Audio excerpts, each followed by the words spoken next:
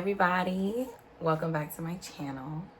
I'm so excited to have you here watching. My name is Eve, if you do not know, and welcome to HNOW TV. You are in her neck of the woods, and it's an exciting night. I have my sultry voice on because it's date night in her neck of the woods. This is a story time telling you guys all about my date night with an atheist. Ciao, hold on. Let's take a drink before we even get started. This was maybe last year, and I was maybe about a year single. Anyway, let me start from the top, how I even met this gentleman. So it was the summertime. It was maybe this time last year, and Shanae Curry, she needed some support at Love Story Bar somewhere in Brooklyn. And I had never been to Love Story, and I wanted to get acquainted with her. So I was just like, let me pull up. I volunteered to support at the door. So it's fine. I got there, set up, great. I'm letting people in, blah, blah, blah, blah, blah. And then a gentleman and his friend, they check in, or they wanted to go in, but I'm like, it's $10 at the door. They were like, do I have to pay $10?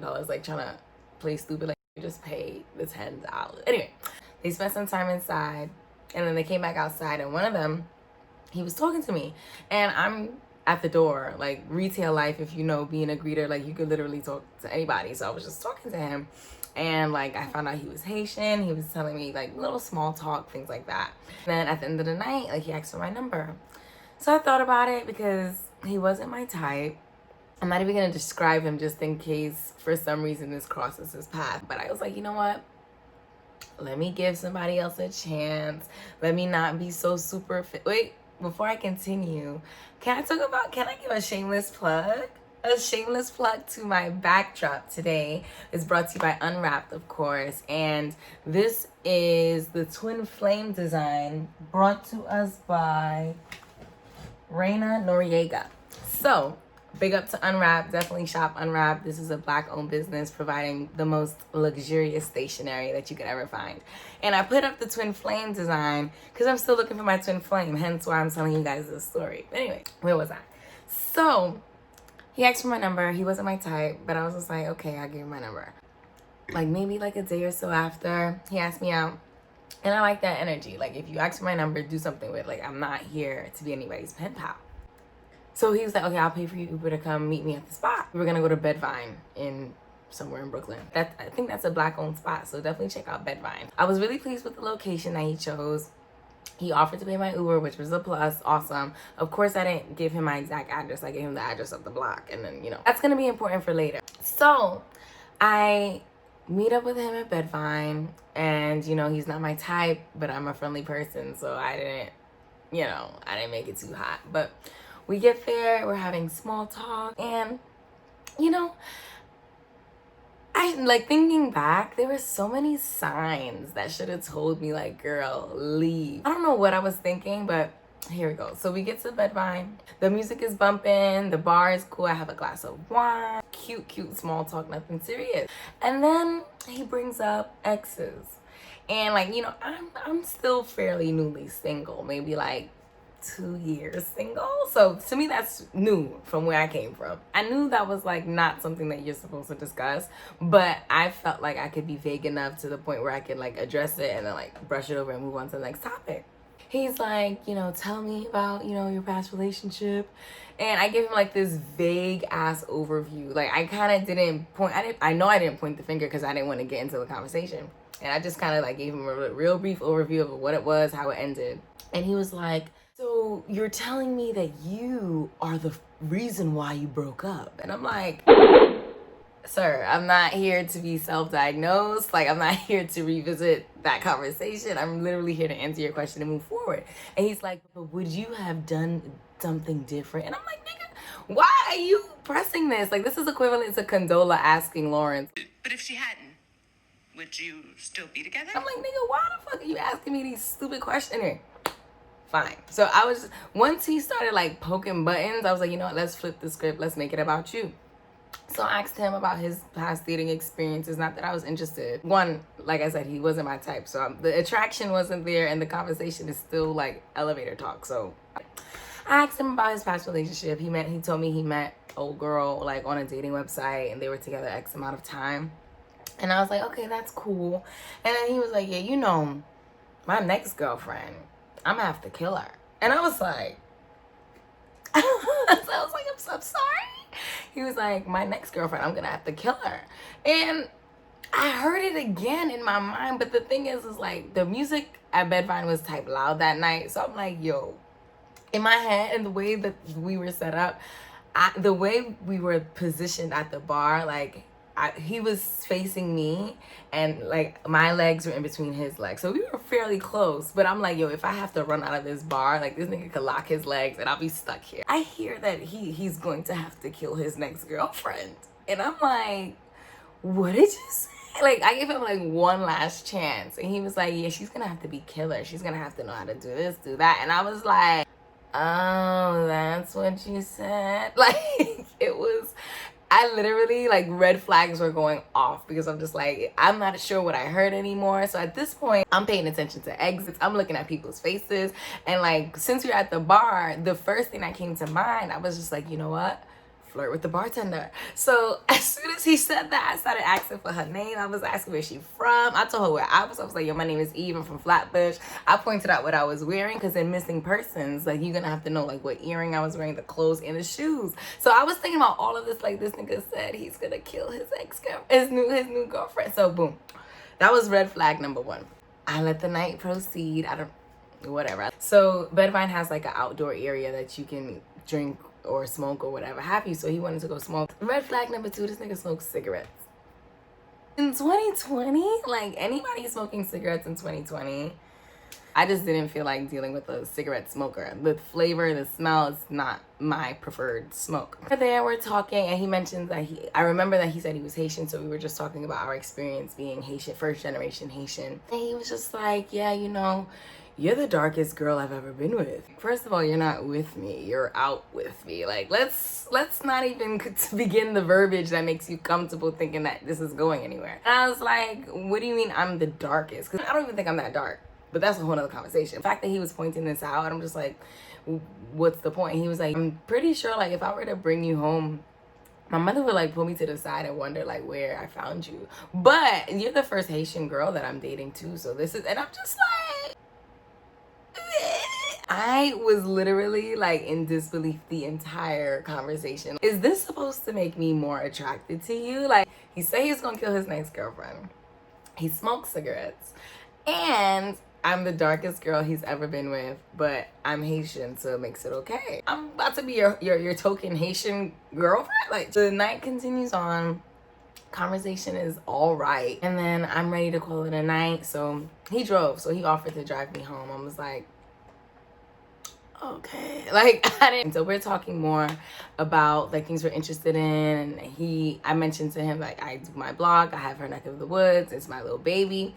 And at the time I had just dropped my HNOW Devotionals. Now, if you don't know about my HNOW Devotionals, they are Bible stories that I put into current cultural context, just so you have a better understanding of how things were going back in those biblical times.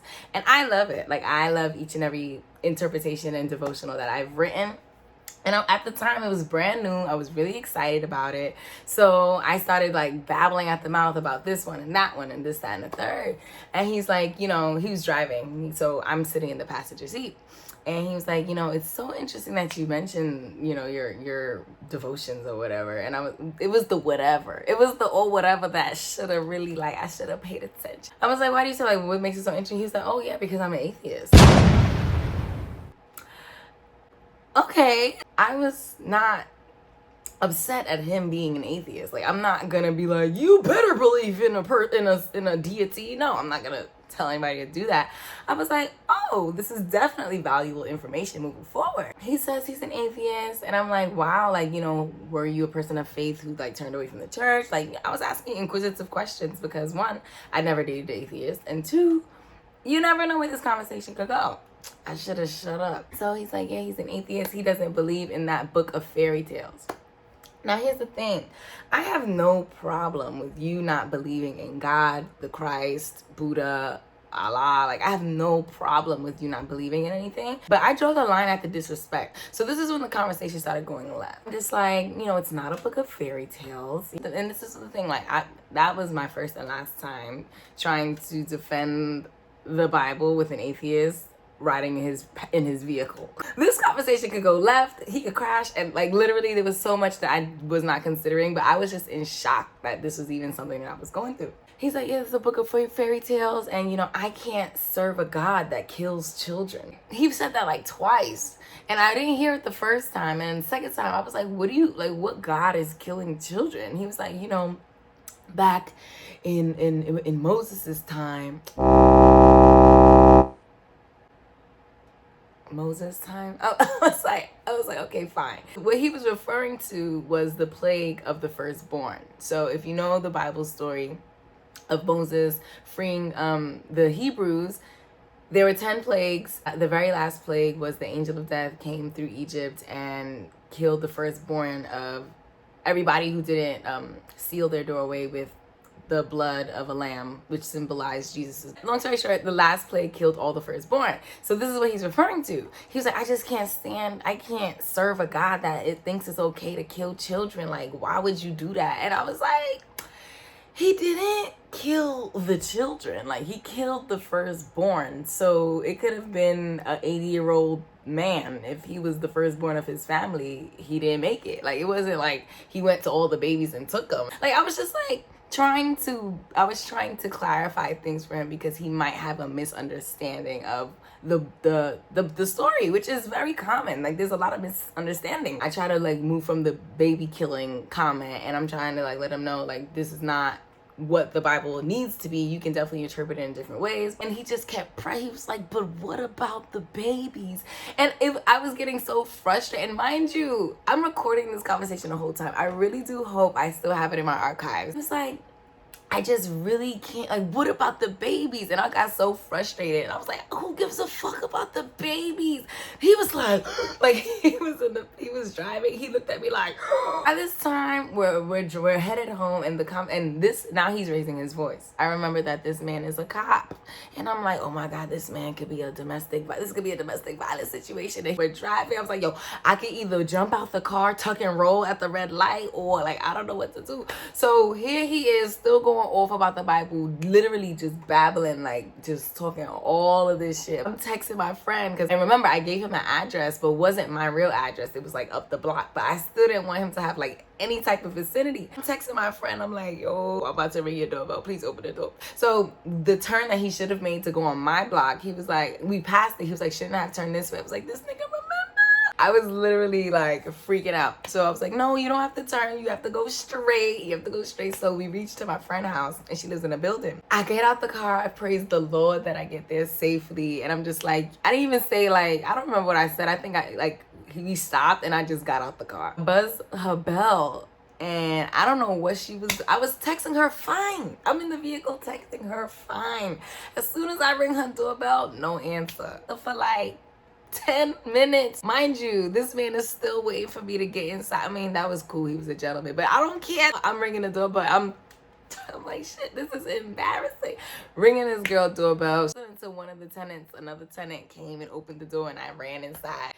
And that was the date. And I was just like, yo, I know religion is a topic you're not supposed to bring up. I know your exes is a topic you're not supposed to bring up. But child, after that, I'm just like, yo, I need to start having a checklist. I literally had so many chances to just like run out, like leave him when we were out there telling me, and he was like, oh, I'm the darkest woman he's been with, and the only Haitian he's been with. That was a red flag. When he said I'm gonna have to kill her, that was another red flag. And then when he was so appalled at the babies, I feel like the babies was his hardest excuse against the Bible. Ooh, child, that is my story time. Child, it is hard out here being single, dating Haitians. Well, no, there's nothing wrong with being Haitian, but it's just like, he in particular, I hope I never see him again. But I hope you guys enjoyed this story time, because definitely revisiting those memories was a wild ride. But I'm really hoping I have the audio available still, because I want to include it in this video just so y'all can hear like This man was so adamant about these babies. What about the millions of kids and babies? Like, okay, let's say the tsunami. I don't right? give a fuck about the babies. I guess he loves his babies. I not mine, praise God. I don't remember his name, poor guy. Thanks for watching, guys. I hope you guys enjoyed my first story time. And if you want to see more story times, just let me know in the comments. Have a good night and happy date night in her neck of the woods. Peace.